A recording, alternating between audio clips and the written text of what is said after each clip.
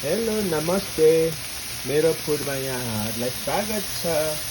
आज हामी बनाउँदैछौँ किन्वा फ्राई। यसको लागि हामीलाई चाहिन्छ उसिनेको किन्वा, अनि यसरी सबै काटेर मिक्स गर्ने, अनि फ्राई भएपछि किन्वालाई हालेर मिक्स गर्ने।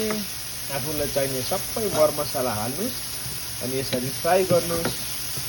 यसरी फ्राई गरेर केही बेर पाकेपछि किन्वालाई चट्ट लिने अनि मिक्स गर्ने।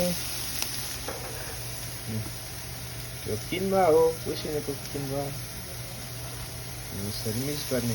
याद गर्नुहोस्, यसरी मिक्स गर्दाखेरि तपाईँको हात चाहिँ धोको हुनुपर्छ। अब यसरी फ्राई गर्नुहोस्।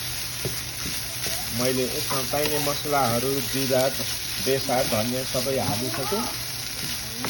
अब अन्तिममा नुन आफ्नो इच्छा अनुसार हाल्नुहोस्, अनि मरिच अलिकति, अनि यसो अलिकति यसरी फ्राई गरेर डढ्न छोडिदिनुहोस्। एकदम यम्मी हुन्छ। हेर्नुहोस् त कति राम्रो देखिएको। अब प्लेट गर्नुहोस् अनि खानुहोस्। इन्जोय।